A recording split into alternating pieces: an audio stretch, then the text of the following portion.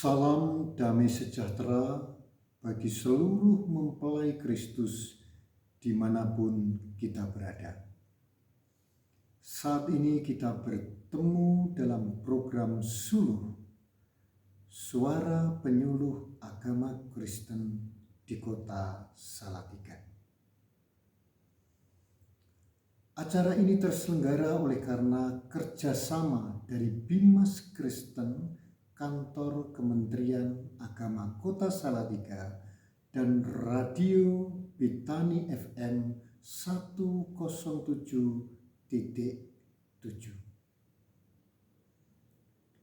Saya Pendeta Muda Panggi Susanto, penyuluh agama Kristen Kecamatan Sidorejo.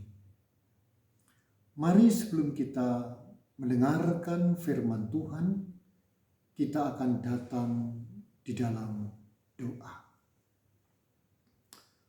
Bapa yang Maha Kasih, Allah yang kami sembah dan kami agungkan di dalam nama Yesus Kristus.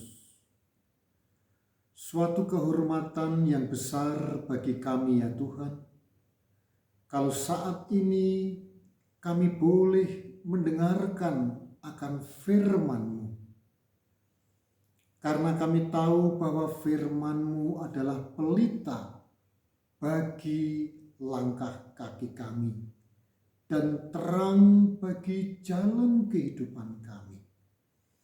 Untuk itu kami mohon kiranya kuasa Roh-Mu yang kudus akan menolong setiap kami, sehingga ketika kami mendengarkan akan pemberitaan akan firman-Mu, sungguh-sungguh hati kami diberkati oleh Tuhan. Terpujilah Engkau ya Tuhan, di dalam nama Tuhan kami Yesus Kristus, Sang Firman kehidupan, kami ingin menyambut kebenaran firman-Mu. Haleluya. Amin. Bacaan kitab suci terambil di dalam kitab Injil Yohanes pasal yang ke-15, ayat yang pertama sampai dengan ayat yang kedua. Demikianlah bunyi sabda firman Tuhan. Akulah pokok anggur yang benar, dan Bapakulah pengusahanya.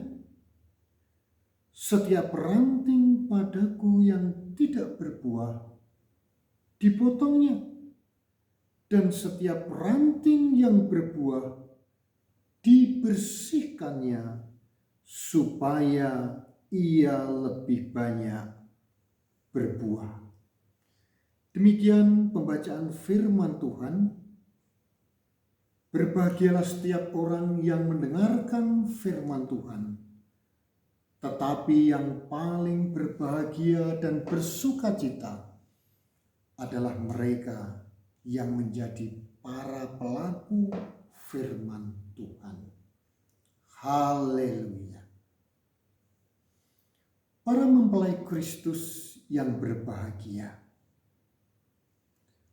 Dalam bacaan ini jelas Yesus mengatakan bahwa Dialah pokok anggur yang sejati, pokok anggur yang benar. Dan ketika Yesus memberitahukan tentang pengajaran perumpamaan pokok anggur ini, Yesus ingin mengetahui bagaimana seharusnya kehidupan orang-orang percaya dalam membangun hubungan kepada Yesus Kristus. Kita tahu bahwa semenjak manusia jatuh ke dalam dosa, manusia memusatkan kehidupannya dengan hal-hal yang sifatnya jasmani, hal-hal yang sifatnya lahiriah. Manusia memfokuskan kehidupannya dengan harta kekayaan, dengan kekuasaan, dengan jabatan, dengan kehormatan, dengan kepandaian. Dan manusia menempatkan hal-hal itu sebagai Tuan dan Tuhan. Sehingga manusia sudah tidak melekat lagi kepada pokok anggur yang benar, yaitu Yesus Kristus. Yesus ingin mengingatkan kembali bahwa kehidupan yang benar adalah kehidupan yang melekat pada pokok anggur yang benar. Itu adalah hal yang pertama yang Yesus ingin ingatkan kepada setiap orang percaya. Tanpa menyatu, melekat kepada pusat kehidupan, yaitu Yesus Kristus, kita akan menjadi ranting yang tidak berguna. Hal yang kedua yang Yesus ingin ajarkan kepada kita, bahwa Bapakulah pengusahanya. Itu artinya bahwa Allah itu penguasa kehidupan kita. Allah memiliki otoritas untuk membentuk hidup kita agar hidup kita menghasilkan buah yang banyak. Untuk memperoleh dan menghasilkan buah yang banyak,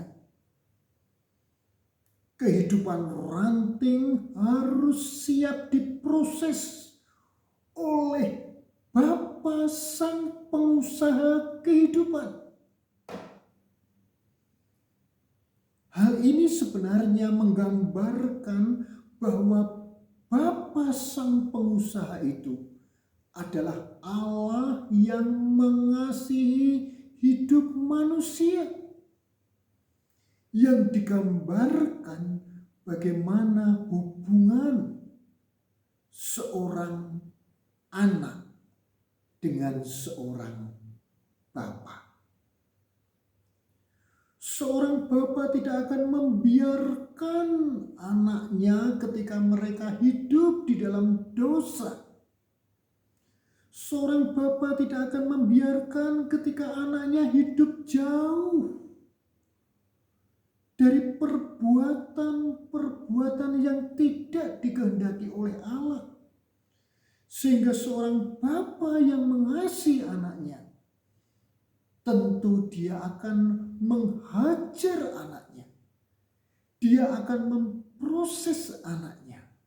Dia akan menuntun anaknya supaya anaknya itu menghasilkan buah yang menyukakan akan Bapa Sang Pengusaha kehidupan itu. Sebagai ranting yang siap untuk menghasilkan buah,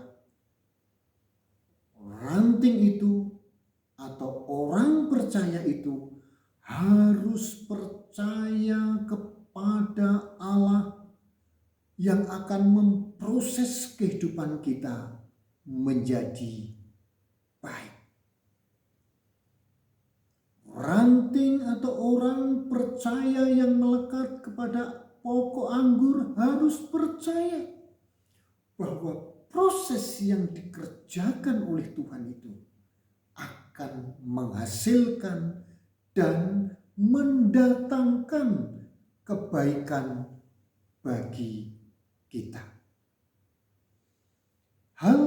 ketiga yang Yesus ingin ajarkan kepada kita. Siapakah yang dimaksud dengan ranting yang tidak berbuah itu? Ranting yang nantinya akan dipotong dan hanya akan menjadi kayu yang akan dibakar, yang akan tidak berguna. Yesus memberikan satu peringatan kepada kita bahwa untuk menjadi ranting yang bermanfaat dan menghasilkan buah, selain mereka harus diproses, mereka harus hidup sungguh-sungguh. Sehingga Yesus memberikan satu peringatan bahwa ranting yang tidak menghasilkan buah akan dipotong. Ranting yang tidak menghasilkan buah itu sebenarnya menggambarkan akan kehidupan orang yang seolah-olah mereka mengatakan, aku mengasihi Tuhan, aku mencintai Yesus, sang pokok anggur. Namun dalam kehidupan sehari-hari mereka tidak mencerminkan seperti ranting yang menyatu dengan pokok anggurnya. Ranting yang tidak berbuah sebenarnya menggambarkan kehidupan orang-orang yang sebenarnya pernah mengalami satu kelahiran baru, namun dalam perjalanan imannya kemudian mereka jauh daripada Tuhan. Ranting yang tidak berbuah sebenarnya menggambarkan bahwa kehidupan orang percaya yang pada awalnya memiliki kasih yang mula-mula, memiliki semangat yang tinggi, tetapi dalam perjalanan hidupnya mereka jauh daripada Tuhan. Sehingga Yesus perlu memperingatkan bahwa kalau kita tidak berbuah, maka kita akan dipotongnya. Karena Yesus tidak berkenan kepada ranting-ranting yang tidak menghasilkan buahnya. Jadi Yesus memberikan satu peringatan bahwa untuk menjadi ranting yang berbuah, mereka harus hidup sungguh-sungguh melekat pada pokok anggur. Untuk menjadi ranting yang menghasilkan buah, mereka harus merelakan hidupnya diproses oleh Bapa sang pengusaha pemilik kehidupan kita. Dan di dalam ayat yang kedua, bagian yang terakhir, firman Tuhan mengatakan, barang siapa menjadi ranting yang menghasilkan buahnya, mereka pun harus merelakan hidupnya untuk dibersihkan oleh Kristus agar berbuah banyak. Sudah menghasilkan buah, kalau ingin menghasilkan buah yang lebih banyak lagi, firman Tuhan katakan harus rela dibersihkan oleh Kristus supaya menghasilkan buah yang lebih banyak lagi.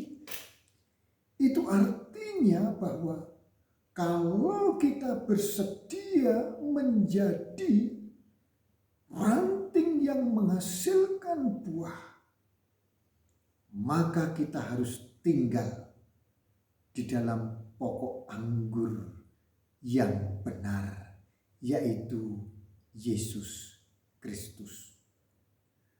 Firman Tuhan harus tinggal di dalam setiap kehidupan orang percaya dan melakukan firman Tuhan itu di dalam kehidupan kita.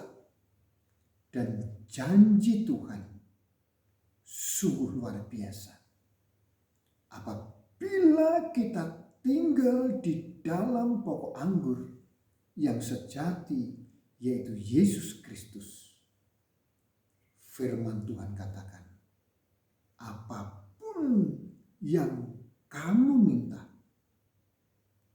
akan diberikan oleh Allah. Karena Allah hanya berkenan kepada orang-orang yang hidupnya dengan sungguh-sungguh dan merelakan hidupnya diproses oleh Allah. Di tangan Allah, yaitu Yesus Kristus, hidup kita akan mendatangkan kemuliaan bagi Yesus. Hidup kita akan menjadi berkat bagi sesama kita. Untuk itu mari jemaat yang mengasihi Tuhan, kita harus membuka diri kita seluas-luasnya untuk menjadikan Yesus sebagai pokok anggur yang benar. Dan kita merelakan hidup kita diproses karena proses kehidupan yang dikerjakan oleh Tuhan kita Yesus Kristus, yaitu Bapa sebagai pengusaha kebun anggur itu, akan menjadikan hidup kita indah dan menjadi berkat. Haleluya. Amin. Mari kita akan berdoa. Bapa yang Maha Kasih, sungguh kami mengucap syukur kepadamu Tuhan, karena saat ini Engkau sudah mengajar kepada kami, mengingatkan kepada kami, supaya kehidupan kami menjadikan Engkau sebagai pusat kehidupan, pokok kehidupan kami. Ampuni kami ya Tuhan, kalau dalam proses kehidupan kami mengikut Engkau, kami tidak melakukan akan kehendak-Mu. Namun melalui firman Tuhan yang sudah Tuhan beritakan kepada kami, biarlah firman ini memperbarui kehidupan kami, supaya kami memiliki hubungan yang baik dengan sang pokok anggur kehidupan, yaitu Yesus Kristus. Saat ini kami ingin berdoa bagi bangsa kami, Indonesia. Kami menyerahkan para pemimpin bangsa kami, khususnya Bapak Presiden Joko Widodo, Bapak Maruf Amin, dan kabinet yang ada. Tuhan, kami menyerahkan seluruh pergumulan-pergumulan bangsa kami ini di dalam tangan kuasa-Mu, khususnya di dalam menghadapi akan pemilu yang jatuh pada tahun 2024 nanti. Tuhan, kami mohon kiranya Engkau sendiri yang akan menolong bangsa kami. Biarlah pesta demokrasi ini boleh berjalan dengan tertib, tenang, dan dijauhkan dari berbagai macam kerusuhan. Demikian juga kami berdoa bagi kota kami Salatiga. Kiranya Tuhan memberikan roh hikmat kepada para pemimpin kota kami Salatiga, sehingga setiap keputusan-keputusan yang diambil oleh pemerintah Kota Salatiga mendatangkan kesejahteraan bagi warga Kota Salatiga. Kami juga mengucap syukur untuk Radio Betani. Kami berterima kasih kepada Engkau ya Tuhan, oleh karena kehadiran radio ini boleh dipakai oleh Tuhan sebagai sarana untuk memberitakan akan Injil kebenaran Yesus Kristus. Kami mendoakan seluruh staf karyawan radio ini, kiranya Tuhan berkati dan limpahi mereka dengan damai sejahtera-Mu. Terima kasih Bapa, inilah doa dan permohonan kami yang kami sampaikan di dalam nama Tuhan kami, Yesus Kristus. Haleluya. Amin.